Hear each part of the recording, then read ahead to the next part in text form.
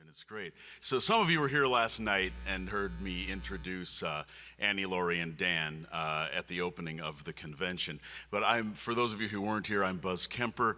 I do a lot of audio engineering for FFRF, and I also do some voiceover. And you've probably heard me on the Free Thought Radio show and also on the JFK ad that we played earlier. And it's now my privilege to introduce my friend Dan. So here's the deal.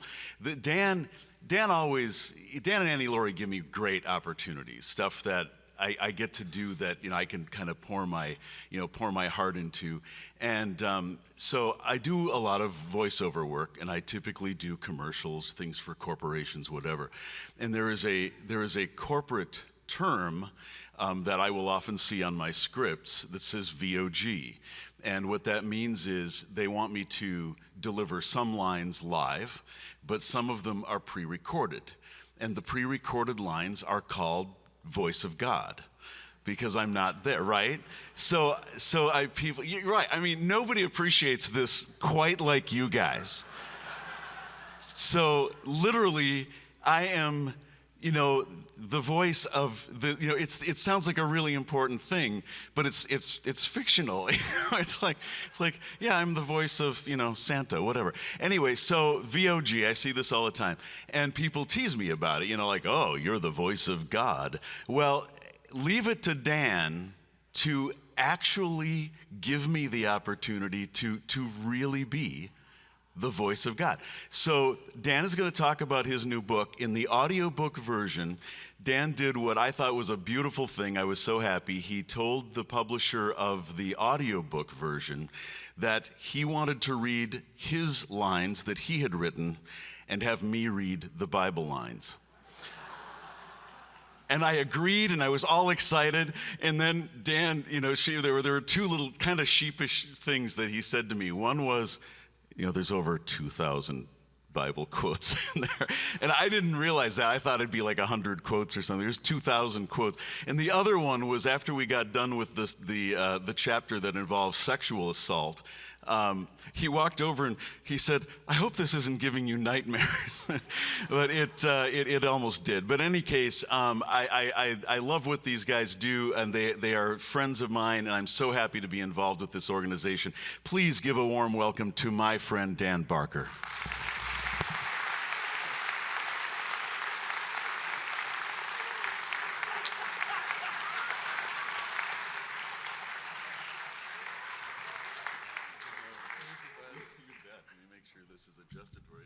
Thank you, Buzz. Don't they also say voice deity?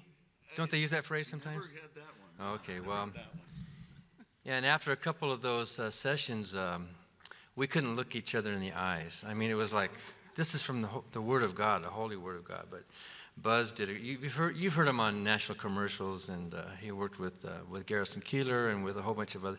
He owns the recording studio in Madison, Audio for the Arts, where we have produced a number of our Freedom from Religion albums, the Adrift on a Star album and the Beware of Dogma album. So it's a pleasure to have the talent. And then he and his business partner, Steve, are the engineers of our radio show, Free Thought Radio. So thank you for playing the role of God. We need someone to play that role. When the chaplain of the House of Representatives turned me down to give a secular invocation, he came up with all these reasons. One of them is, well, you have to be ordained. I said, well, okay, I am. Well, you have to be invited. You don't have a right to, none of us have a right to go into Congress and say, I have the right to free speech, to open it with a prayer. You have, the chaplain is there at the pleasure of the members of Congress, and so you have to be invited by a member of Congress to do that. Well, I was. Representative Mark Pocan, who was our representative, said, let's do this, let's invite it. He made a formal invitation, and so the chaplain, who's a Roman Catholic, Pat Conroy, kept coming up with there's no written rules. And in fact, there have been a lot of people who are not ordained who did the guest invocation. But then he said, well, in order to do a guest prayer before Congress, you're not allowed to address the members of the House itself. You have to address a higher power. You need to address, and you're an atheist, so you cannot address a higher power. And so I responded in the remarks that I sent a draft of my remarks that if I do get a chance to do this before Congress, it'll be basically what my remarks will be. I responded to the chaplain by saying, well, in the United States of America, there is no higher power than we the people.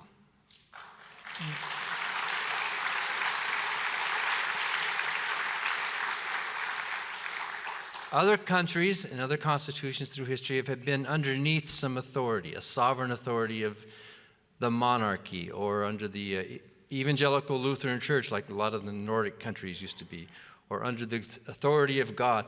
But in our country, we turned it upside down, flipped it totally upside down. And instead of having an authority up here that confers credibility on our nation, what's the first words of our Constitution?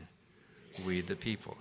So with that formal turndown from the chaplain of the House, when I jumped through all the hoops that he asked for, gives me, and we're pretty convinced it gives me strong standing through my representative to challenge this unequal treatment.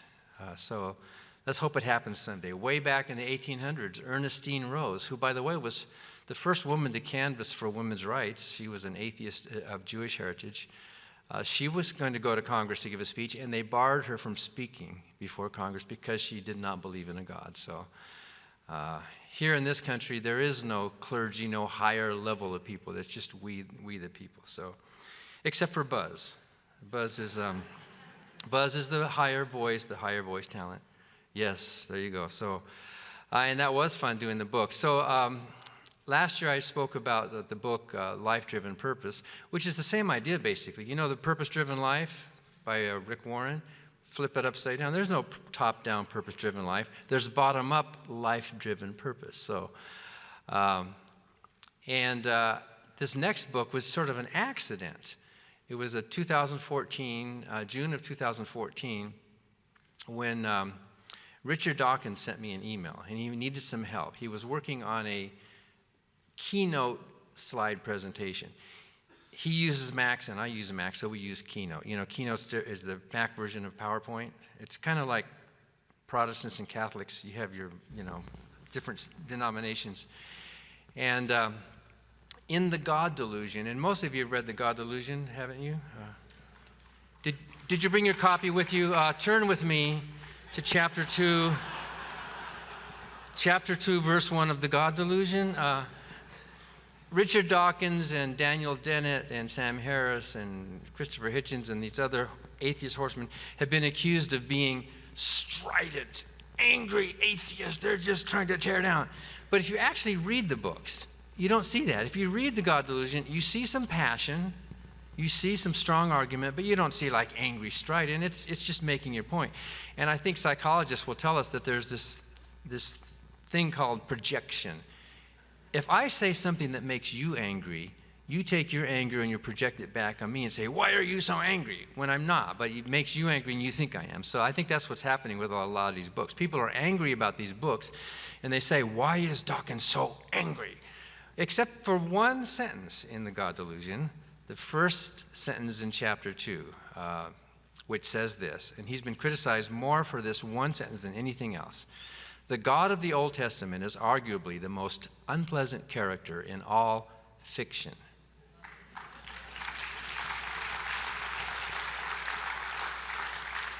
Jealous and proud of it, a petty, unjust, unforgiving control freak, a vindictive, bloodthirsty ethnic cleanser, a misogynistic, homophobic, racist, infanticidal, genocidal, filicidal, pestilential, megalomaniacal, sadomasochistic, capriciously malevolent bully.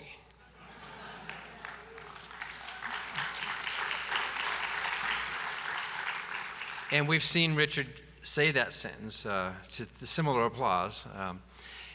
The chief rabbi of London called that sentence anti-Semitic.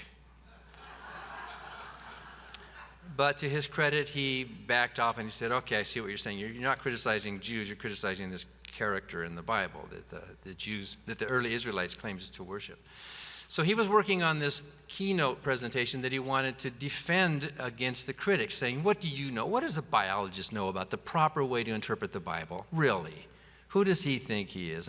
Any of you who have not gone to seminary, what right do you have to truly understand the Word of God, right? You hear that, don't you?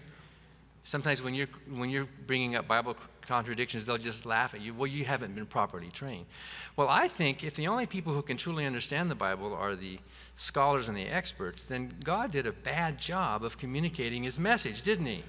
If you have to be an expert, there's no scholars in the hotel drawer next to the Gideon Bible, are there? It's just there. We're supposed to be able to open it and read it, right? Any of us should be able to just open the book and read it. So Richard sent me that email in June of 2014 saying, can you help me? I'm going to make this keynote slide that will document each one of those 19 nasty adjectives that we just rattled off here. And he called it a spider diagram. In the middle would be this body of the spider, that sentence, the God of the Old Testament is the most unpleasant character. And then there would be these 19 legs. For example, you could click on ethnic cleansing, and up would pop the verse, you shall drive out all the inhabitants from the land, for I have given you the land to possess. Plus other verses showing that actually there was actual ethnic cleansing commanded and committed and approved by the God of the Old Testament. And so I thought, well, this will be fun. Okay, so I'll help him build this thing. And then after a while, we kept working and working and working and then sending back and forth. And it came to be more than 1,500 passages, like more than 2,000 verses. Way too many for a slide, right? And then Richard sent another email in July and said, you know what? This would actually be a good book. Pun intended. With one chapter for each of those words. And I remember I was reading the email that Richard sent, and I read it to Annie Laurie, and she said, hell yes, that would be a great book. So we started working on making it a book, and then Richard himself was saying, well, you know what? You don't want to overreach. You don't want to just put everything you can in there. We want to be careful. In fact, he even suggested removing a few verses that might have been marginal. You know what I mean? Sometimes we can try too hard to make our points. And I think 1,500 verses would be enough, to do it. So I found myself, after years of being in the ministry and decades later, going back through the Old Testament again. And I was surprised at what I forgot. I was surprised when I was reading back through it again on these different characteristics of God. Did I actually read that back when I was preaching? I don't remember that. Wait a minute, was that actually there in the Bible? So the book was published by Sterling Publishing, and they agreed it was a great idea to have these 19 chapters. But when I was working on it, I discovered that there were some characteristics that Richard overlooked. Or maybe he didn't. Maybe he thought 19 was enough. But I also found pyromaniacal, the flaming and burning and scorching in the Bible, which is all through the book. Vaxicidal, which is the killing of animals, killing of cows. Aborticidal, where God himself commands and threatens the fetuses will be ripped open. Slavemonger and others, curse-hurling and angry. So part one of the book is called Dawkins Was Right. It has those 19 chapters. Part two of the book is called Dawkins Was Too Kind, with the 8 more chapters to round it off. So it took a lot of work, and it took 14 months of actually working, getting up early to work on the book to put it all together, and then to analyze. And then I was surprised at some of the things I learned. I gave my first talk about this was in Tucson back in March, my first book festival. And so to walk to the table where the humanists had the book displayed, and I was giving a talk about it, we walked past the Gideon booth. And the Gideon Society people, they're pushy. They didn't just sit in their booth, at this exhibit. They came out into the sidewalk pushing Bibles in people's noses. Here, take this book. It's the best-selling book in all history. And I said, no, I'm sorry, I'm heading off to the atheist table. And the guy said, well, atheist table, I bet we could have some interesting theological discussions. And I said, I bet we could. So I came back a couple hours later. I wanted to get some ice cream around one of the vendors. And I came back by the Gideon table again, and he jumps out. These two guys, they jump out with the Bibles. Here, take this book. It's the best-selling book in all history. And I stopped and I took it and I said, well, it might be the best-selling book, but it's the least read book in all history. I asked him, have you read the book? And he said, well, of course. He's the Gideon guy. Of course I've read the book. Have you read the whole thing? And he said, yes, of course I have. I said, well, really? Well, then if you're an expert on this, maybe you can tell me, do you think Pinchas was a good man?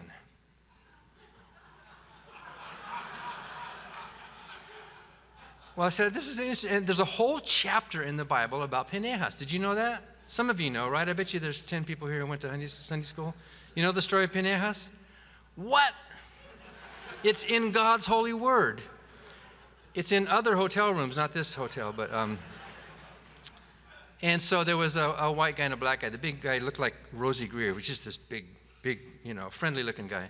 And I turned to him, what do you think about Pinchas? Do you think Pinchas was a good man? Well, I haven't memorized the whole thing. You haven't? And I said, well, then what about Korah, the story of Korah and Korah's rebellion? They didn't know. I kept bringing up these things. What about this, and what about that, and what about this? You've read it. You're pushing it to people, and you're giving it to children. What do you think about this? And so it turns out they really hadn't read. They read, maybe like a lot of you. You know maybe 5 or 10 passages, but that's it, I think the Bible is kind of like, how many of you signed up to use the wireless here at the hotel, all right? And the terms and conditions came up. What did you do? You scroll down to the bottom and hit accept, right? Did you read anything? Do you? I think that's what happens with churchgoers. Here's this book, this Bible. Presidents put their hand on it to take an oath of office, right? But whoever reads it, who knows what's actually in the book? So I told this guy, well, Pinchas, there's a whole chapter, the 25th chapter of Numbers is about Pinchas. He's a priest. He's the grandson of Aaron. Aaron was the high priest, right? And Pinchas was a grandson. So during this time, in the 25th chapter of Numbers, God told the Israelites, don't mix with the Midianites. You know why they're evil? Don't intermarry with them. They have a different God. Don't mix with them. They love somebody else other than me. And in fact, if you look through the Bible, the word evil and wicked almost never has to do with morality and how humans treat other people. People are called evil and wicked for loving another god or worshiping an idol or something. And you see it over and over again. It's rarely connected with what you and I would call, humane or moral actions.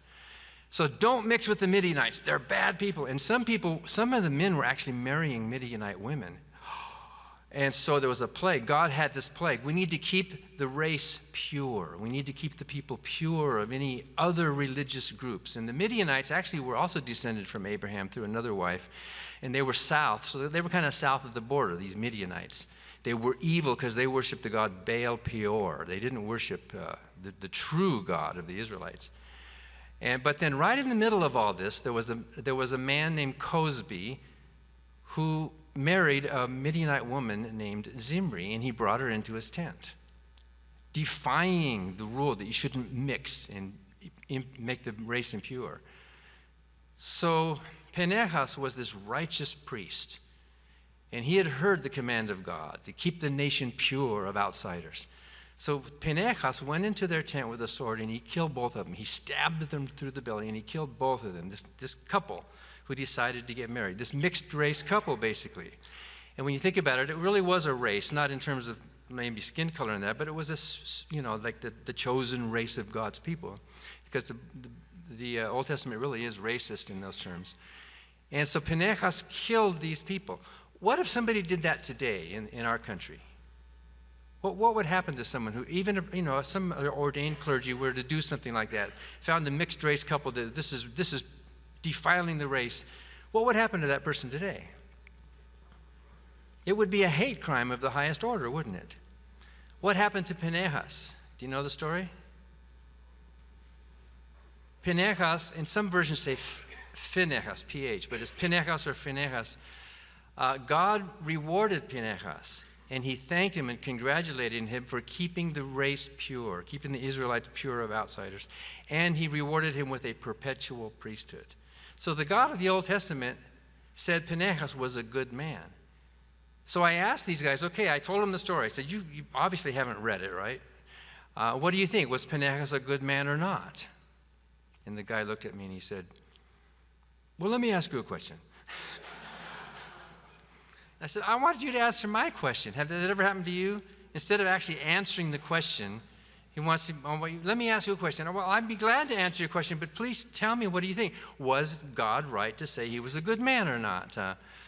And so I turned to the other fellow, the big Rosie Greer fellow, and said, what do you think? This was a mixed race marriage, and God said this was wrong, and was it okay to commit this miscegenation? And he looked at me and he said, well, let me ask you a question. They didn't want to confront it. They didn't want to see it. They didn't want to look at it. And I think that's what happened to me when I was a preacher. I didn't want to see what was there. I didn't want to confront it. I didn't want to have to deal with what are these, characteristics of this deity. The verse in Psalms that you should be happy to take innocent babies and dash them against the stones. And the book of Job, where God himself confessed in Job 2, verse 3. In fact, you memorize that verse. Job 2, verse 3, I think is one of the most damning verses in the Bible, where God told Satan that Job is a good man. He's blameless, he's pure, but you incited me to destroy him for no reason. And that's the phrase, for no reason. What if you told that to the police? Oh, well, I broke in and I destroyed and I tortured this family and I killed, and why did you do it? Well, the devil made me do it for no reason. Is that an excuse? I mean, who's the criminal, right? Who is that? So Korah, the story of Korah and Korah's rebellion is another story, which I would think most Protestants would agree with this. The Israelites are outside in the desert. They're just about ready to invade this promised land, which is this love nest that this jealous husband. In fact, God isn't called father in the Old Testament. He's the husband of the Israelites. He's there, and they're the lover. And most of the ways he describes them straying is like, you're an adulterer, you're whoredoms, you're fornicators. All this horrible sexual imagery, because it's like an abusive, controlling husband who wants to control his property and his territory. And that's what you see is the basic theme of the Old Testament. But they're just about ready to go into the promised land, and during the covenant, God says, okay, I'm going to have a covenant. It's basically a marriage. We are gathered before these witnesses to make this covenant, this marriage with my people. I'll be your husband and you be my bride, basically. And when you get in there, you're going to live in homes you didn't build. You're going to harvest plants that you didn't plant. You're going to live there in this promised land. But don't you dare worship their idols, because if you do, then all these curses will come upon you. So Korah said, well, how do we know that's true? How do we know God's talking through Moses and Aaron? Why doesn't God talk to us directly? Which is what the Protestants said, right? That's what Martin Luther said to the Pope. And you know what happened? What did Moses say? Did he say something calm and rational? This would take Hollywood special effects. The earth opened up, Korah and his 250 followers fell into the hole and then slammed him. There, that'll do it. So that's the kind of brutality that you find within the book.